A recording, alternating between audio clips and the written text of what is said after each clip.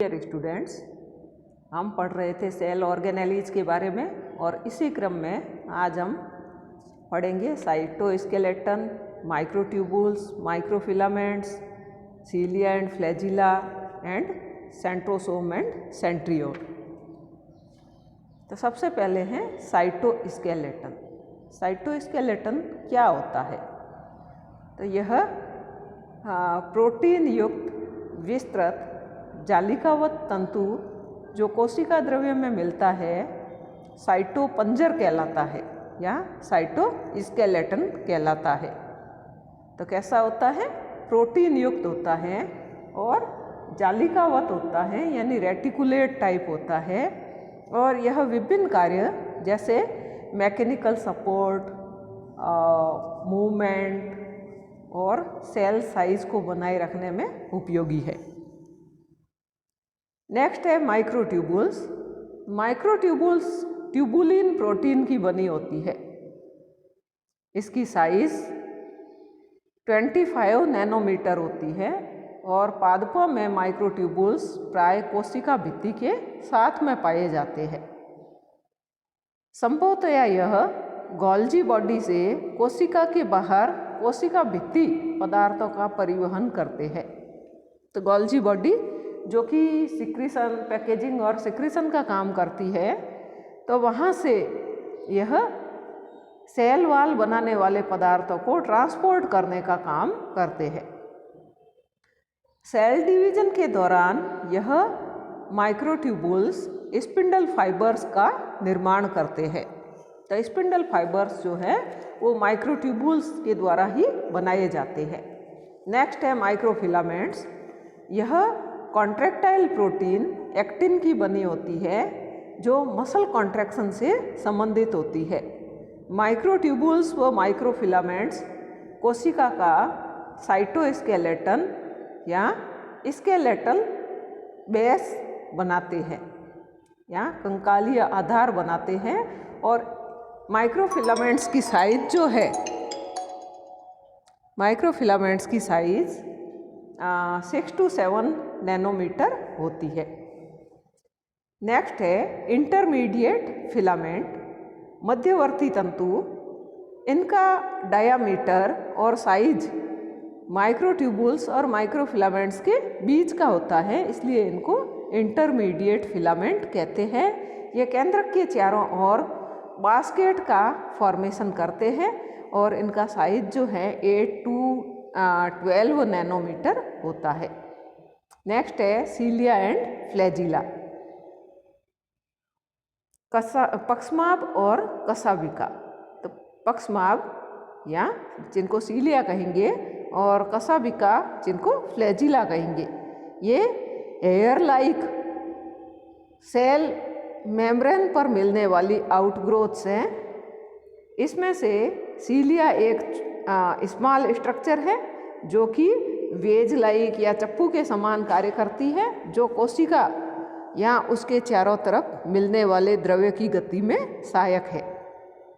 जबकि फ्लैजिला जो है अपेक्षाकृत लंबी होती है और कोशिका की गति में सहायक होती है। जैसे बैक्टीरिया में जो कि प्रोकैरियोट सेल है उसमें पाई जाने वाली फ्लैजिला स्ट्रक्चरल यूकैरियोट फ्लैजिला से भिन्न होती है। तो प्रोकैरियोट सेल में पाई जाने वाली फ्लैजिला जो है उसकी स्ट्रक्चर जो है वो यूकैरियोट सेल में पाई जाने वाली फ्लैजिला या कसाब से भिन्न होती है। इलेक्ट्रॉन माइक्रोस्कोप अध्ययन से पता चला है कि सीलिया और फ्लैजिला जीव द्रव्य झिल्ली से ढके होते हैं। इनके कोर को अक्ष सूत्र या बेसल फिलामेंट कहते हैं, जो कि कई सूक्ष्म नलिकाओं का बना होता है। कई माइक्रोट्यूबुल्स का बना होता है जो लंबे अक्ष के समानांतर या पैरेलल स्थित होते हैं और यह बेसल फिलामेंट के केंद्र में एक वन पेयर होता है माइक्रोट्यूबुल्स का, जो कि 9 दिक यानी 9 डुप्लेक्स और रेडियल पेरिफेरी की ओर व्यवस्थित माइक्रोट्यूबुल्स पाई जाती है।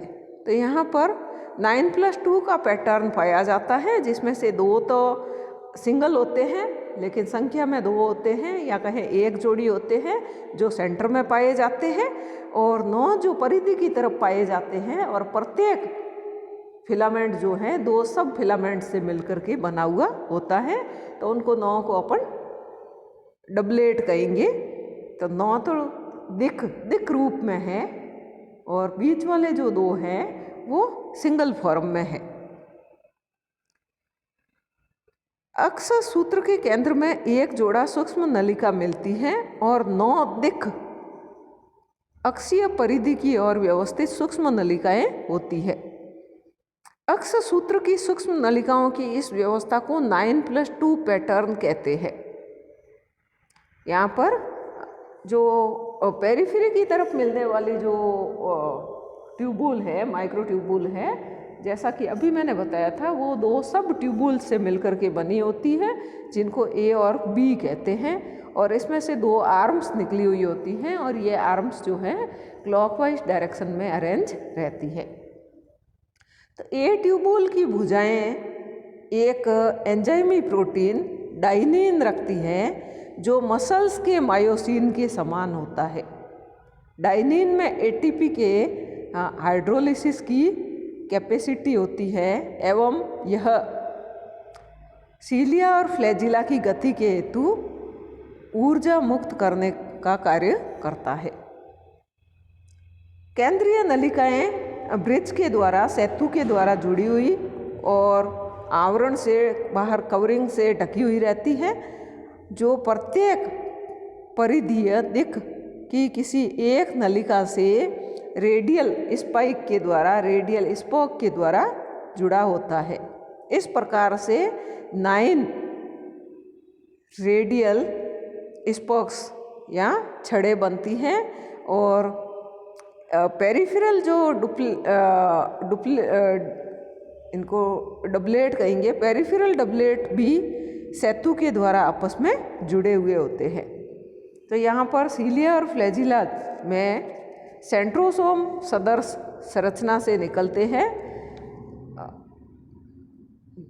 जिसे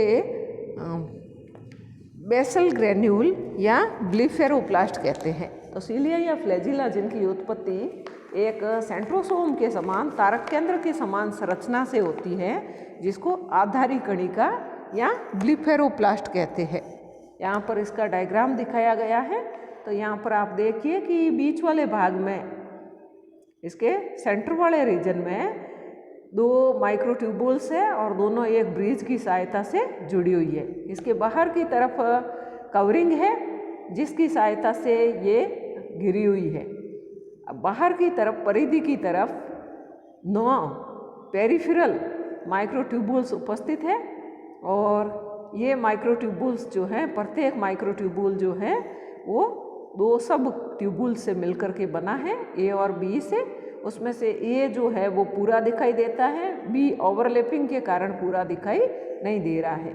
यहाँ पर ए सभी ट्यूबुल से 2 आर्म्स निकली हुई है, 2 भुजाएं निकली हुई हैं, और ये भुजाएं जो हैं ये क्लॉकवाइज डायरेक्शन में फैली हुई है। जो ए ट्यूबुल है, अभी मैंने बताया था, डाइनिन एटीपेज एंजाइम एक्टिविटी से संबंधित होता है, और यह इस फ्लैजिला या सीलिया के गमन के लिए, इसके मूवमेंट के लिए एनर्जी प्रोवाइड करने का काम करता है। अब पेरिफेरल जो ये डबलेट है, यहाँ से भी एक एक रेडियल स्पाइक निकलता है, जो कि सेंट्रल फिलामेंट को कवर किए हुए बाहर वाली कवरिंग जो है, यहाँ पर आकर के यह इसके साथ में कनेक्टेड रहता है या संलग्न रहता है। सबसे बाहर की तरफ इनको घेरे हुए प्लाज्मा मेम्ब्रेन पाई जाती है। तो इस प्रकार से इस व्यवस्था को अपन 9+2 पैटर्न कहते हैं। सीलिया और फ्लैजिला में क्या डिफरेंस है, यह भी परीक्षा में कई बार पूछा जाता है। आपके सीलिया या फ्लैजिला के संरचना, उसका टीएस जो कि अपन ने अभी ऊपर पढ़ा है, इसके बारे में भी पूछा जाता है परीक्षा में, इसका डायग्राम पूछा जाता है परीक्षा में। तो सीलिया और फ्लैजिला में क्या डिफरेंस है? सीलिया आकार में छोटे होते हैं, इनका साइज 5 to 10 माइक्रोन मीटर होता है, जबकि फ्लैजिला जो है 150 माइक्रोन मीटर तक लंबे होते हैं।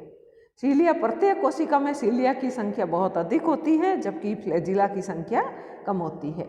सभी सीलिया एक साथ में समन्वित क्रम में गति करते हैं, यानी कि कोऑर्डिनेटेड इनमें जो है मूवमेंट होता है, जबकि फ्लैजिला की जो मूवमेंट होता है वो एक दूसरे से फ्री होता है, यानी कि इनमें वेवी मूवमेंट होता है। सीलिया ये लोकोमोशन के लिए सेंसरी ऑर्गन्स के रूप में फूड और अटैचमेंट में भाग लेते हैं, जबकि फ्लैजिला जो है ये केवल लोकोमोशन में ही भाग लेते हैं। नेक्स्ट है सेंट्रोसोम एंड सेंट्रियोल्स। ये हायर प्लांट्स में सेंट्रोसोम जो है एब्सेंट होता है। सेंट्रोसोम 2 सेंट्रियोल्स रखता है, यानी डिप्लोसोम्स जिनको कहेंगे। तो प्रत्येक सेंट्रोसोम जो है वो 2 सेंट्रियोल से मिलकर के बना है, जो केंद्रक के बाहर एक दूसरे के राइट एंगल पर या समकोण पर स्थित होते हैं। प्रत्येक सेंट्रियोल चारों ओर से एक क्रिस्टलाइन पेरीन्यूक्लियर द्रव्य से घिरा हुआ होता है। सेंट्रियोल झिल्ली रहित सिलेंडर स्ट्रक्चर्स होती हैं, जो कि टीएस में कार्टव्हील के समान कार्टव्हील स्ट्रक्चर जैसी दिखाई देती है। सेंट्रियोल में आपस में समान दूरी पर स्थित ट्यूबुलिन के 9 परिधीय त्रिक, अभी हमने सीलिया फ्लैजिला में पढ़ा था, वहाँ पे डबलेट पाए जाते हैं, और यहाँ पर परिधि या पेरिफेरल पार्ट में ट्रिपलेट पाए जाते हैं।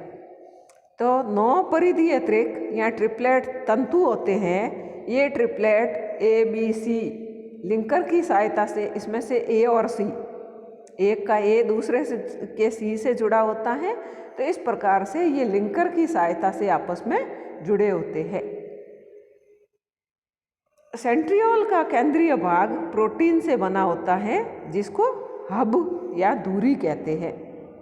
यह पेरिफेरल ट्रिपलेट से प्रोटीन से बने हुए रेडियल स्पोक के द्वारा जुड़ा हुआ होता है, और इसका 9+0 पैटर्न होता है।